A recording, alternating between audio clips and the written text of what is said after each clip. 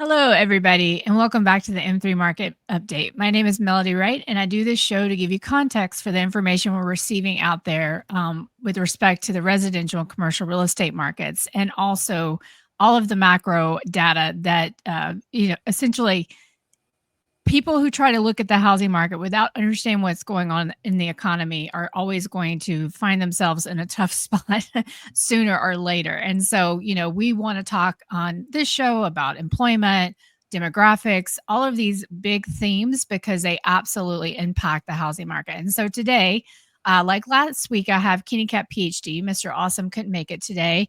We're just going to have a little bit of chat of what we saw this week, in the data that we got throughout the week. And so, how you doing today, Kenny? I'm doing well, Melody. How are you? I'm good, thank you. So why don't we just get started with retail sales? They were down, and Kenny, would I think you've had a minute to a chance to kind of look into them. What did you see initially? Yeah, so I mean, like, there's what retail sales is like.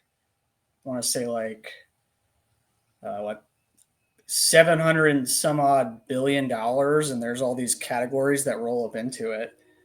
Uh, to me, well, obviously, like the headline number was point -0.9% month over month, seasonally adjusted, and of course, everybody hangs their hat on that. That's for retail trade and food and services. But if you like peel back the onion and you look under the hood in terms of what accounts for, the most of retail sales, a big part of that is motor vehicle and parts dealers. That is remained somewhat elevated, but the real kicker to me was non-store retailers, and that has really slowed down. And by that I mean, like, that would be, just think Amazon, right? The Right, internet. right. And that's a longer term, again, secular trend where that's capturing more just retail sales in general. And to see that come down in a noticeable way definitely caught my eye. And then I saw several other people talking about that, obviously, on Twitter. And Yeah. um, you know, I'm not Well, I think surprised. I mean, it's a I would big love deal, to. right? I mean, I would love to see exactly, like, within that bucket, really slowed down. But that's a noticeable trend in the opposite direction, despite what we're hearing about inflation being sticky and Yeah. this and that. I mean, I Yeah. I don't really know how true that is. I think there's just a lot of hand holding this cycle. Yeah, I've got a lot of thoughts on all three of those points, actually.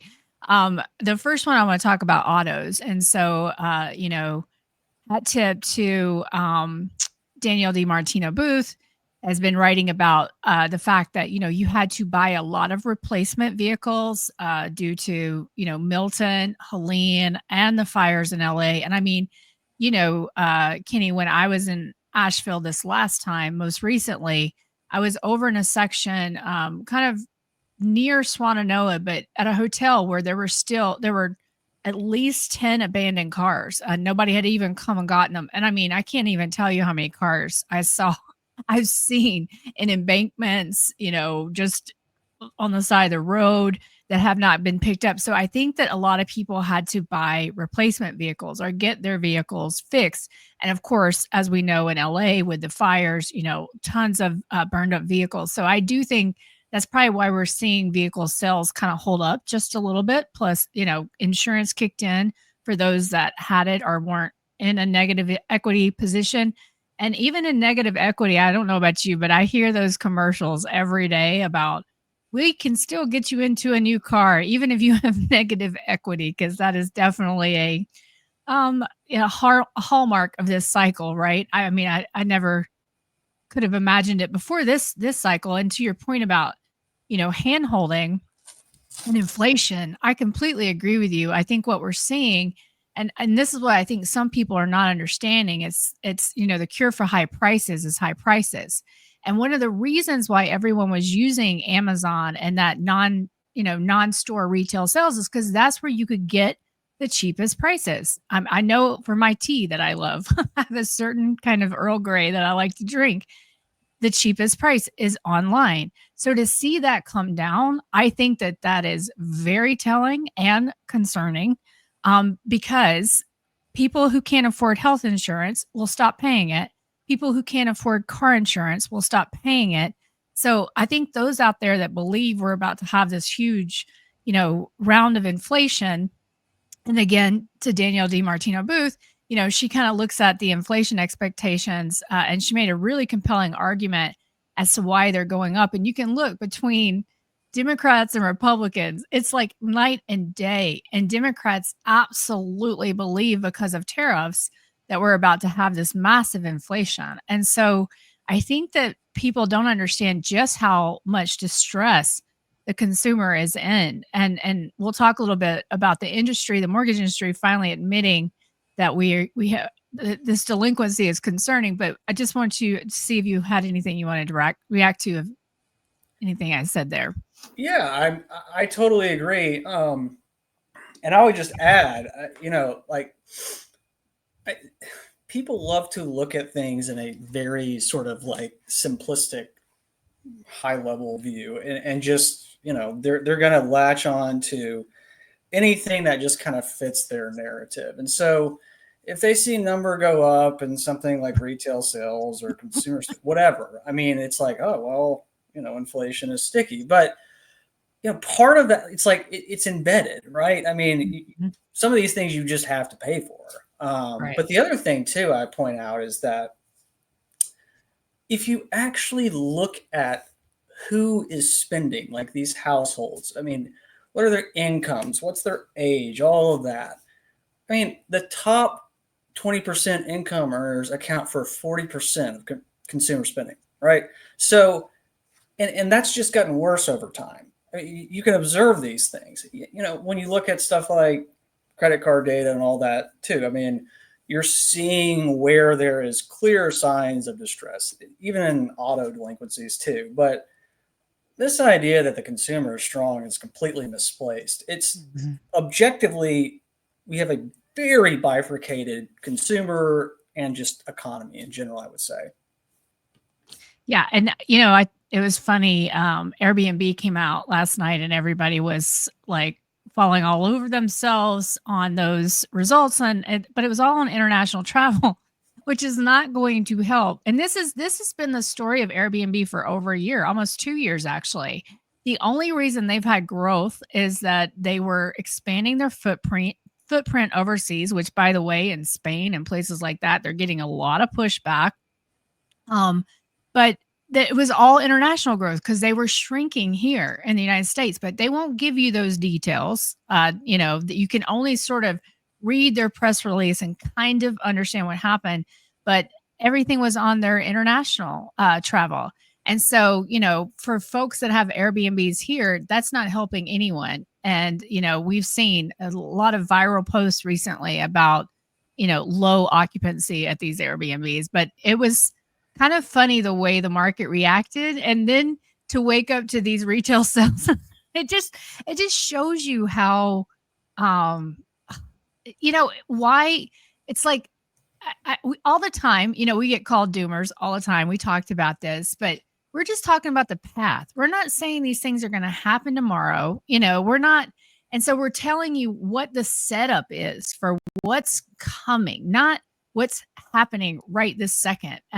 And all the signs are there. And people, I mean, the media wants to latch on to anything, in the positive direction. And it was just funny to kind of see that yesterday. I think it go ahead. Yeah, it just I'm with you. Like the people who were saying recession cancel and this and that. I'm like, based on Airbnb. Okay, let me just make a point here. They Please. are hoping that you do not know that Airbnb is a global company, right? If you actually look under the hood and you see where they're growing, market share and earnings and bookings and all that, and all their industry specific metrics, especially like in North America, it's slowing big Right. time, and it of course follows all of this helicopter money. So uh, it, It's all details again, right? So Those little details. right. Yeah. So I sorry, I had to rant there for a second. No, I enjoy the rants. Thank you. And this will be a moment to plug your YouTube channel and your rants because they're hilarious and they make me laugh. And and your one on demographics, I think it was yesterday, just was so good because I just love the way you always seem to hit on that exactly, like the silliness of the other argument was like, what do you want us all to go to one person per home?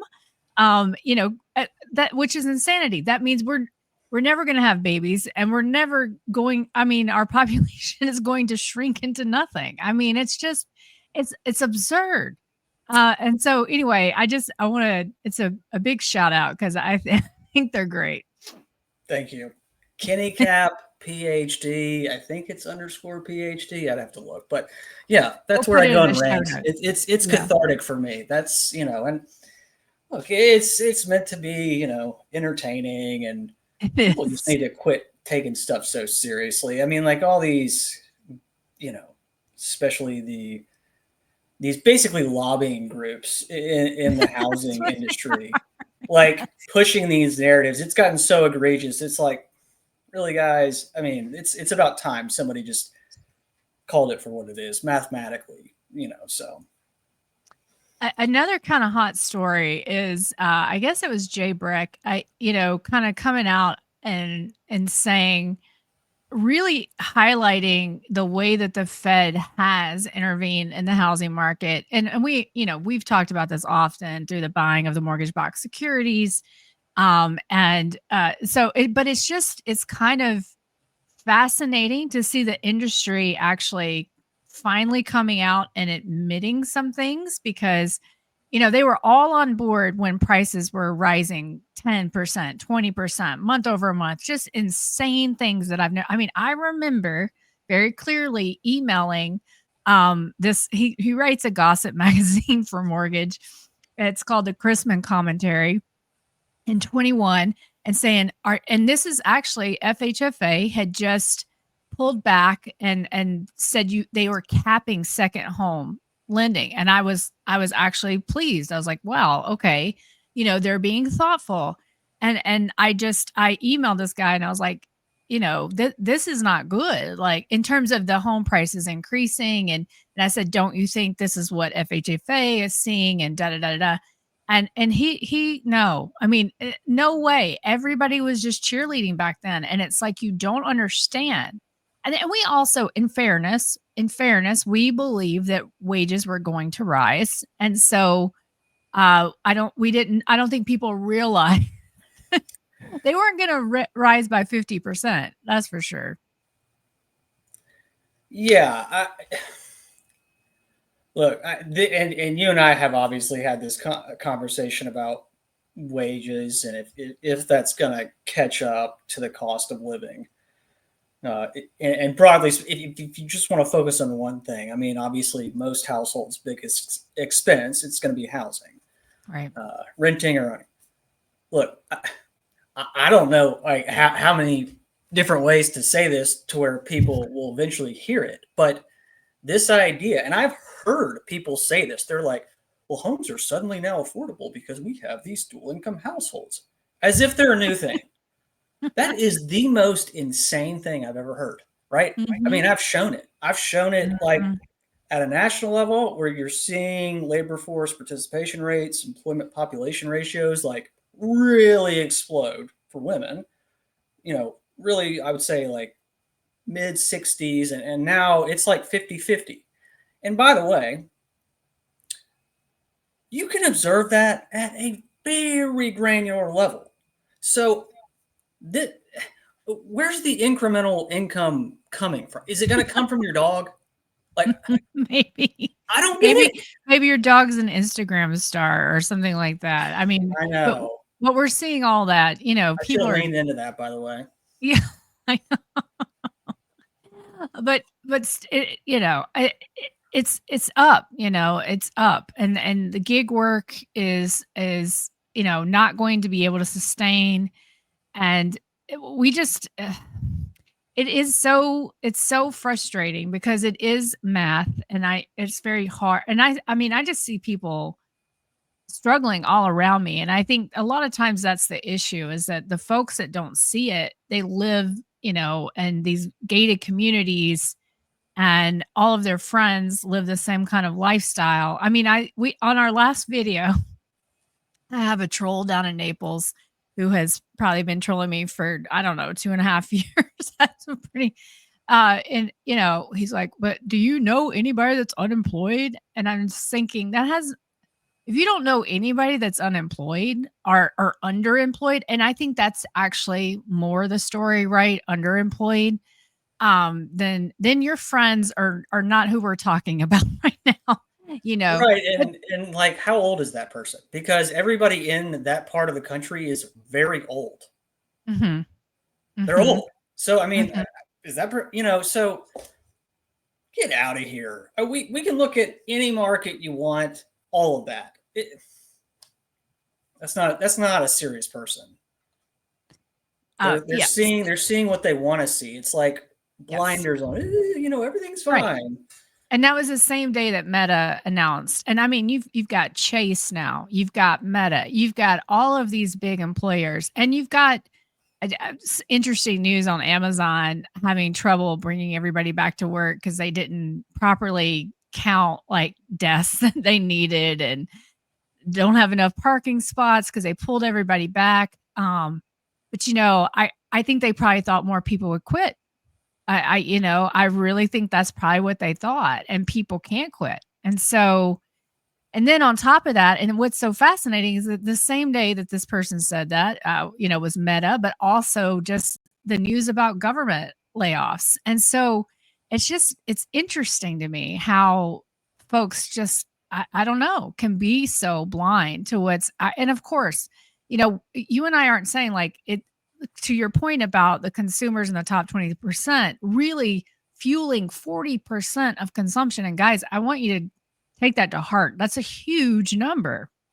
And so they can keep things going along, but they are coming, the doctors, the lawyers, these folks are also now the Airbnb owners. They are through other investments are actually coming into distress because they get these insurance, property taxes, replacement costs. All of this is starting to burn. The landlord class is starting to feel the heat, and so we are absolutely seeing the top of the K start to get impacted. And obviously they are, or retail sales would not have been this low. And again, and these are nominal, right? Kenny, the retail sales are reported as Yes, yeah, you're exactly right. I mean, and they do report separately, I think at a high level, a real, inflation adjusted number. But I mean, to your point about the higher end consumer, I mean, if you were to think about sort of the cookie cutter example where there would be like weakness, it would be in like a place like Southwest Florida, where there are a lot of second homes.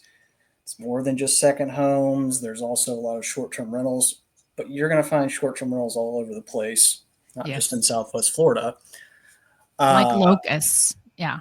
right. And it's not just, so Southwest Florida. There's a lot of second homes in Asheville. There's a lot of second homes like in, I would say, like Maine, in the UP. Am I saying that right? Like up in Upper Michigan. Peninsula. Yeah, in Michigan. Yeah, and then you'll obviously Westchester find it like County. out west, in ski towns and Park City, whatever.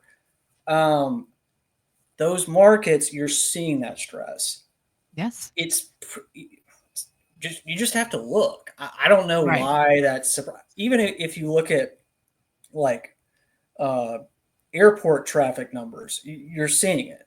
Um, like I'll just use Nashville as an example. Like say somebody, there's so many of these like mom and pop investors, and we talk about that a lot, who are really kind of driving this trend, and they just basically they paid attention to like a big player, and they're like, I'm just going to do that. Mhm. And like in a place like Nashville, I mean, leisure and hospitality employment is negative year over year, has been for several months now. And people are like, well, you can't trust that number. I would say, well, you know, uh, you do know they actually track retail sales and even non-retail sales, like at a county level, and you can trend it all the way back to the beginning of 2000. It's the same thing. It's the same trend. So the employment numbers, yes, we know that they're likely overstating employment, which isn't great to the point about retail sales. But yeah, eventually, right? I mean, there is a consumer who is going to either consume or not consume your asset. And if it's like a short-term rental, then that no longer works.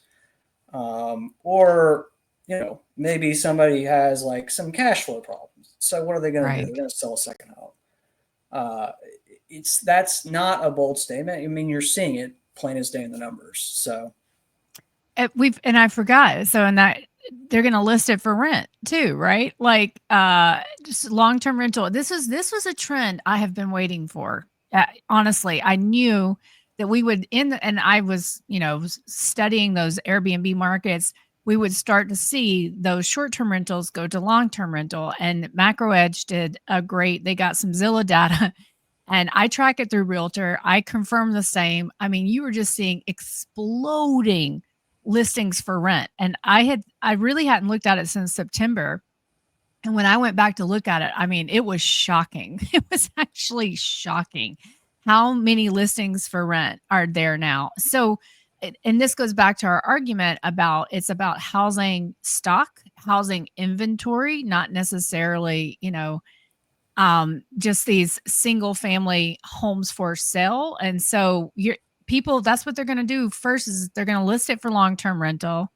And then when they can't get that, they're going to have to make a choice, which is why I think we'll see slightly higher sales this year. I totally agree. And that's why it's an enormous mistake to look at things siloed. Right. I don't know how many times like we need to say that for people to hear it, because I mean you're seeing evidence of it. So if you want to look at just the rental stock in isolation, fine.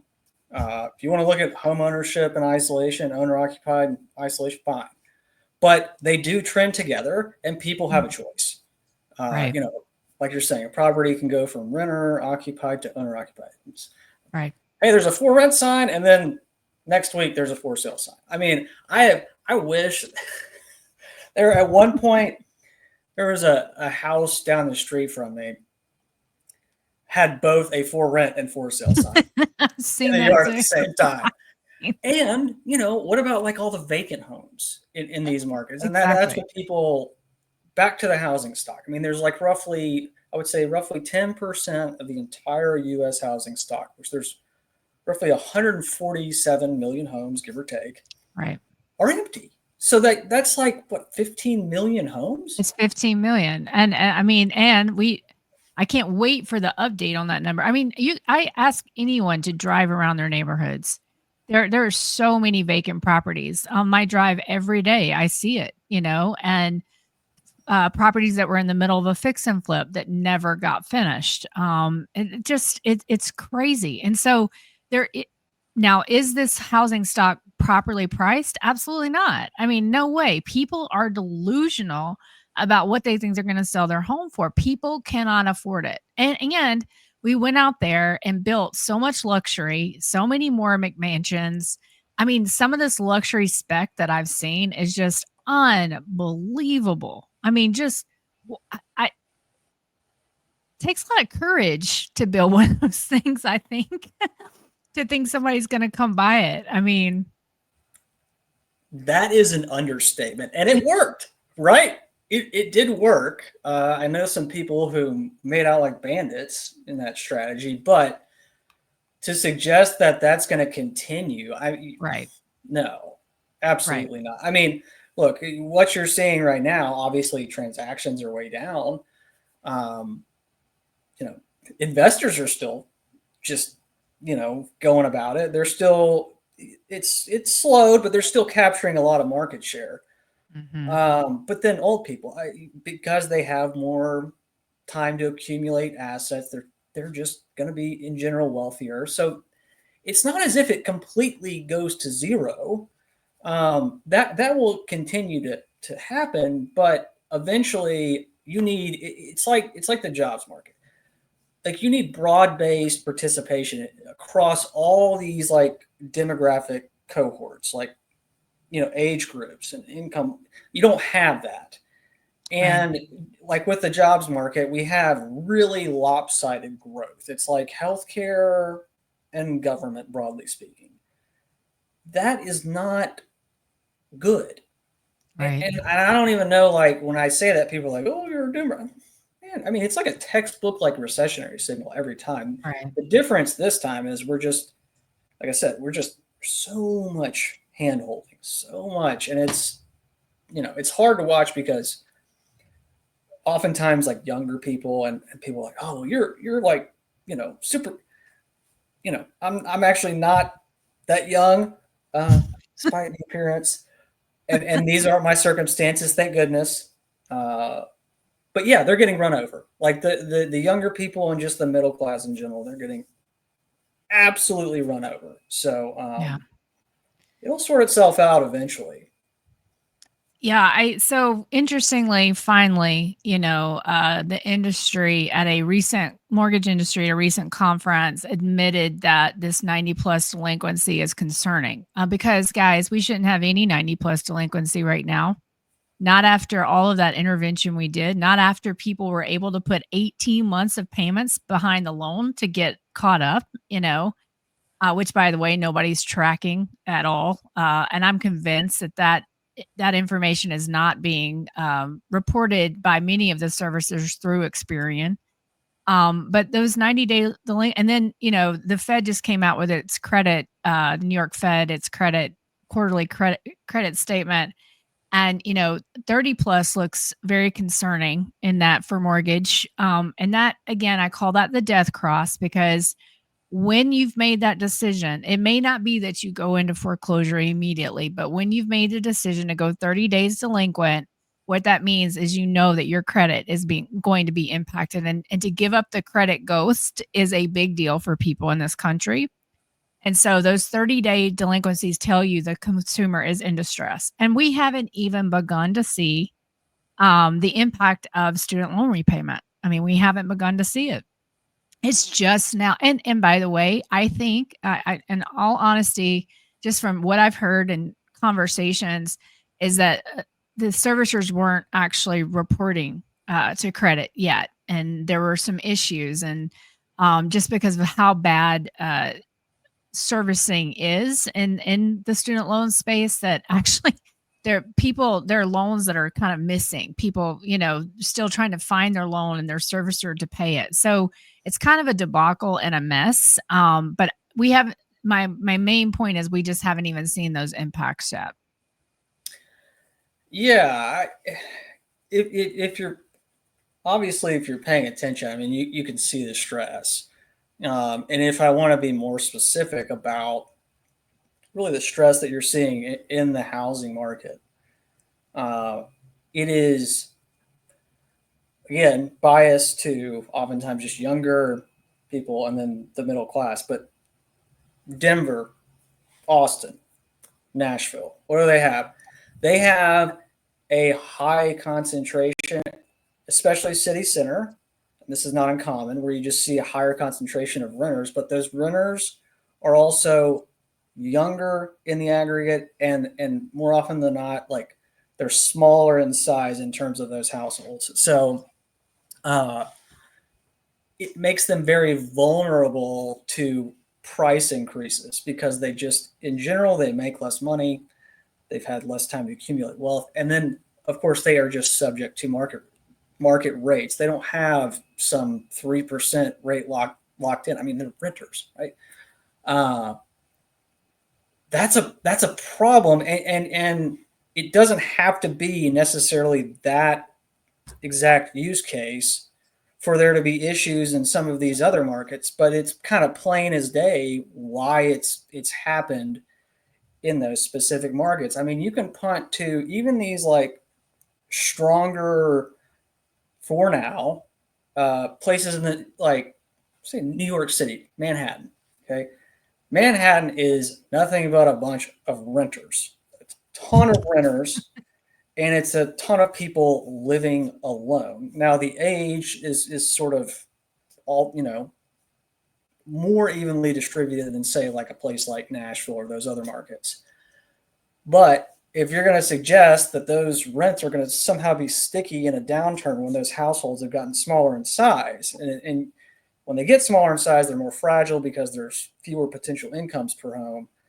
Uh, that is not a good setup, right? And that is why a place like Manhattan has a lot of homes per capita. So on top of that, I mean, they have, I think, around 15% of the entire housing stock is vacant up there, which is higher than the national average. So Yeah. every single market, whether it's the younger folks or just maybe they're very cost burdened households, or maybe it's a market that just has a lot of second homes or vacant homes, there are vulnerabilities all over the place. Right. And if somebody is going to suggest otherwise, I just think they're lying. Yeah. That's what the numbers show.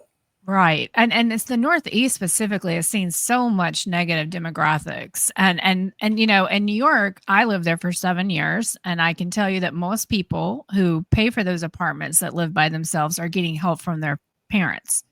Or they have a trust fund, or anybody that's living by themselves in New York is, either they are incredibly successful, or they're, in my experience, what I often found there is that parents were subsidizing. I mean, I know so many people in my cohort when I was there that their parents were paying their rent. And so, a downturn happens, they lose their job, then they're going to leave Manhattan. This happens in Manhattan all the time, by the way. I mean, it big population loss after 9/11. I was there when that happened. It took a little while for people to see it, but I was in New York this time last year, and it was a ghost town. And those 15% of vacancy. So what happened, I think the law was in 2018, where they put a cap on a very strict cap on how much you could increase rent for rent stabilized apartments. And so what did people decide to do? Instead of they basically decided to hold them off the market, hoping that they would get that law changed. And then the other thing about Manhattan that people don't realize is that a lot of those apartments and the hotels specifically, because it was a sanctuary city, as there's whole hotels dedicated to housing the immigrants. And once those subsidies go, once that goes, I mean, you're going to, hotel prices have been insane in New York, which didn't make any sense because you would go and there was nobody there. It's like, why am I, what you think you're going to charge me $400, and so, but anyway, I think that as well is going, people don't realize that if we, even if we don't have mass deportations, if we stop spending what we've been spending, a lot of housing is going to be negatively impacted. Yeah, totally. The other thing too is like those markets, especially a place like New York City. It's there. There's so much investor activity still Oh there, yeah.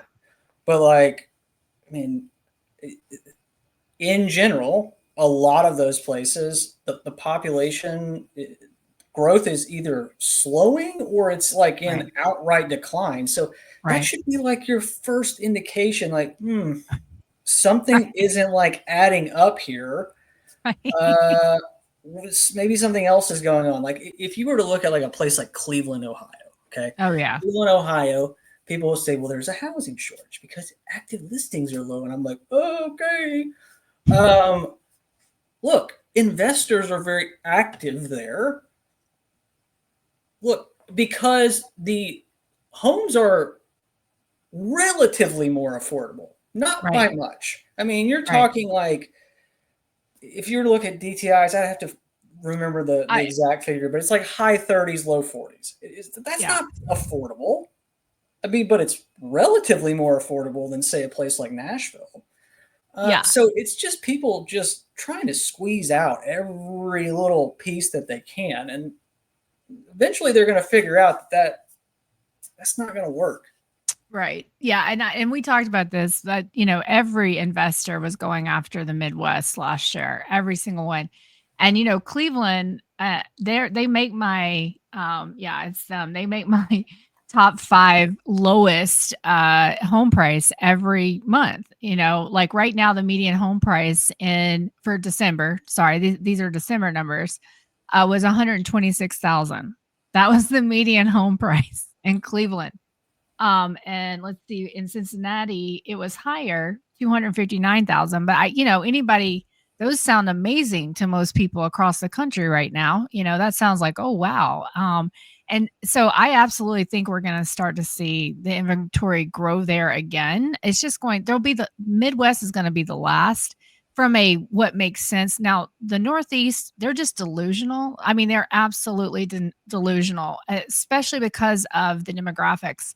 But Philly, for instance, they have negative year over year price in the January results. So I think it's just going to take a little bit longer, and as well as it's a lot colder up there right now. It's people are not thinking about wanting to list their homes and things like that, and it does really make a difference when you're shoveling out 15 feet of snow. It does.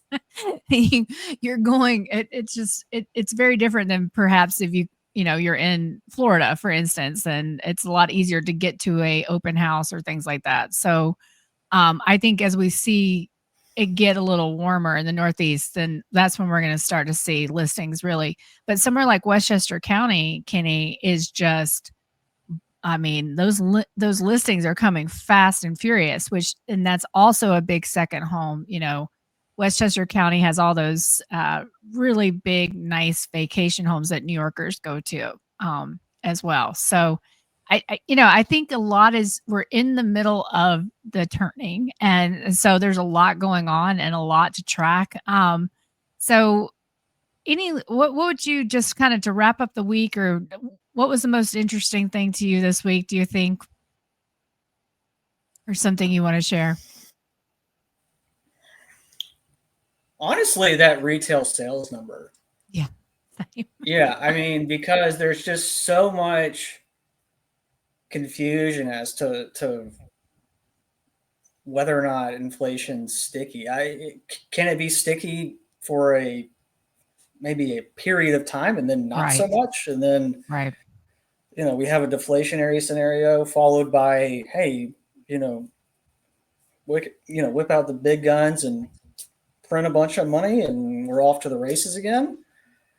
I don't know like why that's like such a bold statement if you really look at these households. So Mhm. um, that's certainly something I'm keeping an eye on. But I think really, just in general, I would say it's these things don't happen overnight. We're talking Right. about the real economy, obviously. I think once we get into the springtime, we're going to have a little bit more clarity.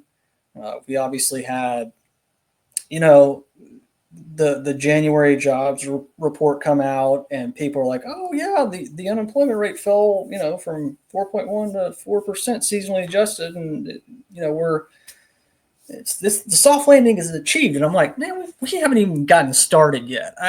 So uh, I just think everybody just let's have some patience here and see how this plays out. But look, when you look under the hood at these households and who these consumers are, and the ability of these households to spend, I'm not really surprised by something like the retail sales print today. So Mm. yeah, that was really the big thing for me this week. Yeah.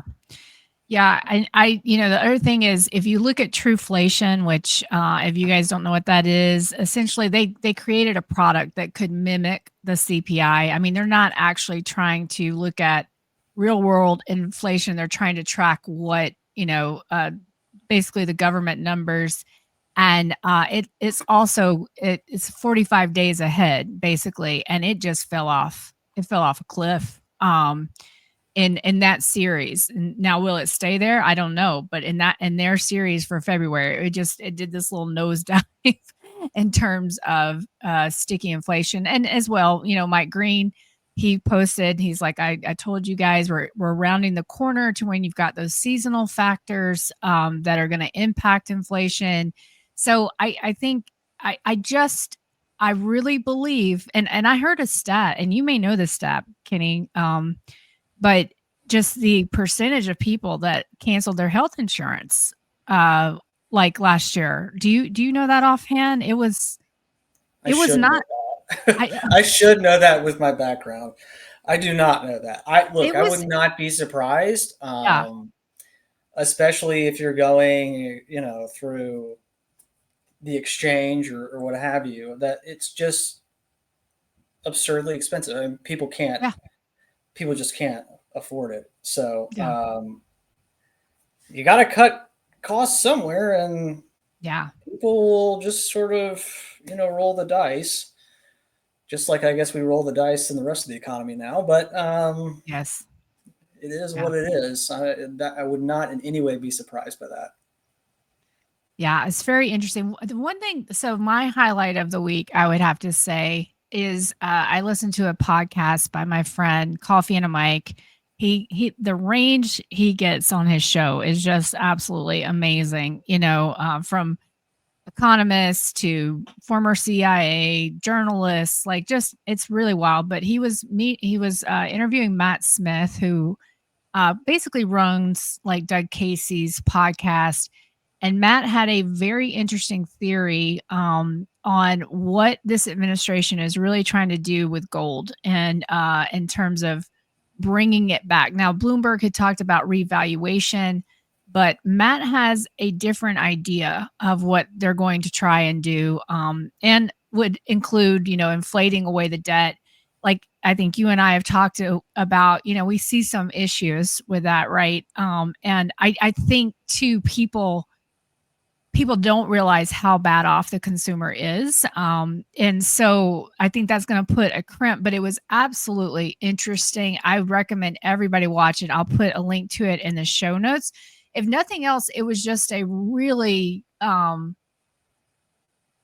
thought experiment, about what this could look like if we, and he talks about in a limited way, not fully, but in a limited way, going back on the gold standard. And so, some wild stuff to think about, but I got to tell you, there's some wild stuff going on. And so I want to at least have those thought experiments with myself. So we're not all blindsided, because it just feels like, we're unwinding 100 years, because really so much of all of this got started back in the 30s, a lot of this government intervention. And it feels as if we might be starting to unwind it. Now, how far that goes before there's some kind of uprising in the government class, or we get some judges. Oh, who knows? I mean, I don't know. We don't know how much of this will actually happen, but it is definitely a very interesting time. So I encourage everybody to listen to that. But Kenny, any last words? Otherwise, let us know where we can find you. So yeah, my last words are: there's no housing shortage. There's just not. I've even shown it. We've talked about it. I don't know how many different excuses people want to come up with to suggest that there is somehow. There's just not. Sorry. I mean, Uh, Logan has to buy his hair gel, Kenny, so woo, yeah. I mean, look, you can't. It's trying to have a conversation with somebody like that. I mean, you're not gonna convince them otherwise. I mean, right. it's like, are you really gonna like have an open and honest dialogue with a lobbyist? You're just not. So there's not a housing shortage. We can go through those markets and look at it, but beside the point, you can find me at KennyCat PhD, Twitter, Substack, and YouTube. Awesome. Thanks so much for joining me today, Kenny. And thank you, everybody. I think these chats are going to be fun because we want you to kind of see the way that we process this information that we're getting out there as well. Because honestly, it is about the math, it is about the data. And we know that you guys don't, I mean, you're busy putting food on the table, you don't have a lot of time to look into this. But we want you to kind of see how we look at it, how we tear it apart and get down to the nitty gritty and come up with, a statement like there is no housing shortage. And I fully agree with Kenny on that as well. So thank you guys for joining us. We'll hope to see you again next week. And I just want to say to everyone, happy Valentine's Day.